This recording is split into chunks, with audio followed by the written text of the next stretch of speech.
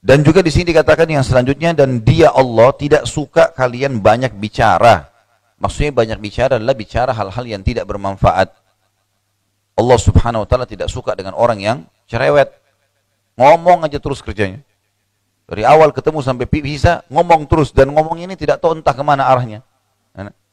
Orang bicara tema A dia ikut. Orang bicara tema B dia ikut. Seperti dia kuasai semua bidang. Ini ada orang seperti ini. Apapun orang bicara semua seakan-akan dia ahlinya. Mendominasi pembicaraan. Ini nggak bisa.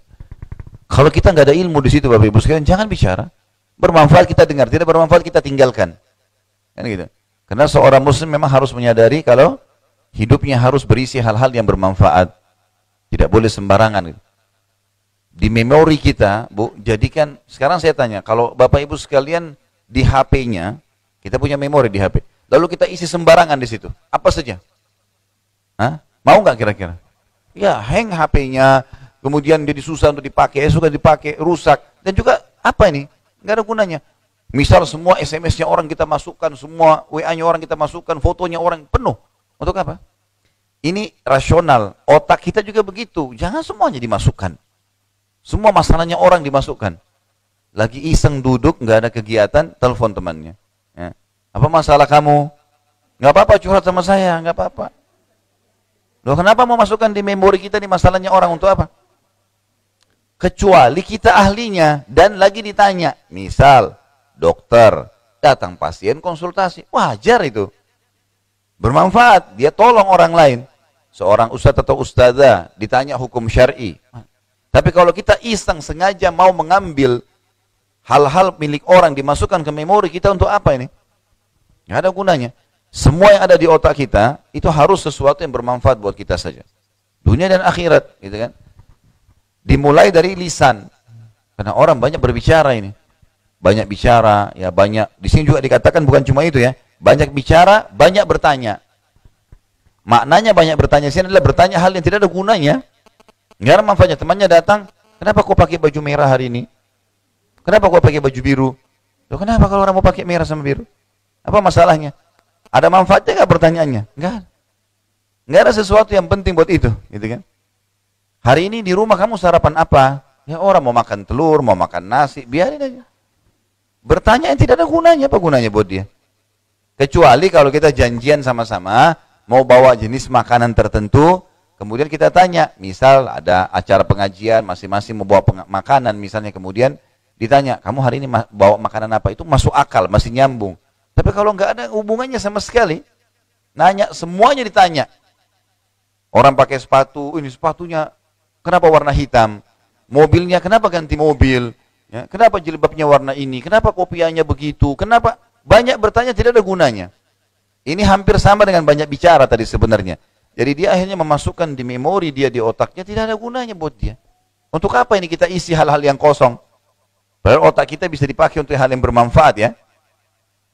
Jadi ini penting sekali untuk digarisbawahi. Tapi tidak masuk dalam hal ini kalau orang bertanya hal yang dia tidak mengerti. Kayak majelis ilmu misalnya.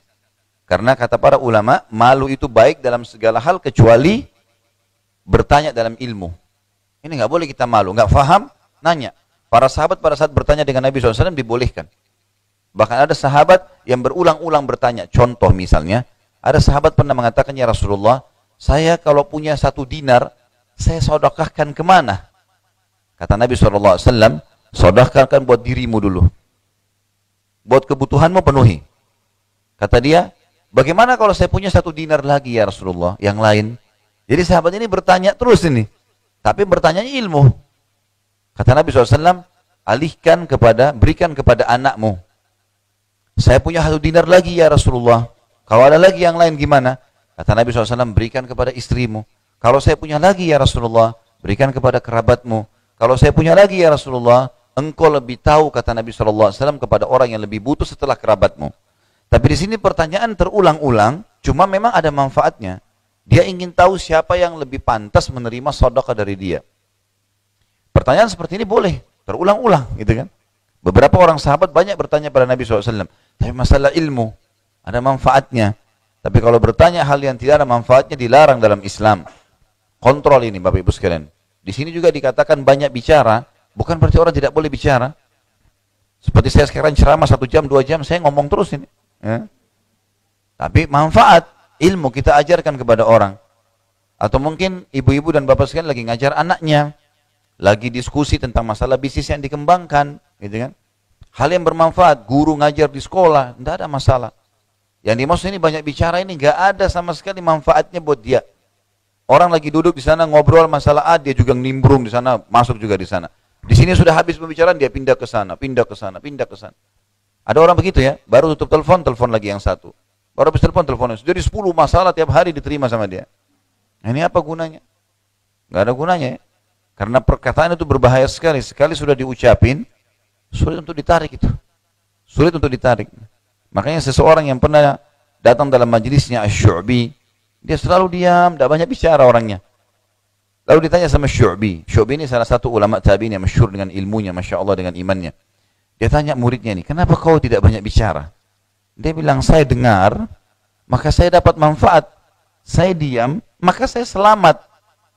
Sesungguhnya, seseorang kalau dia fokus kepada, dia konsentrasi dengan kedua kupingnya, dia akan banyak manfaat, dapat manfaat buat dirinya sendiri.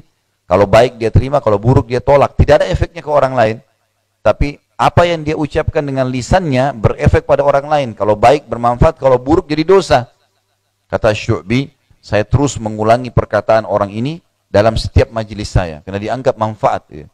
Termasuk sekarang Bapak Ibu bisa dengarkan dari saya apa yang disampaikan oleh orang itu. Pelajaran besar. Maka seorang muslim kalau bicara yang keluar emas. Kalau dia bertanya adalah emas. Maksudnya adalah bobot. Bobotnya bagus. Bukan emas kalau dari mulutnya ya. Nah, jadi di sini difahami adalah hal-hal yang bermanfaat.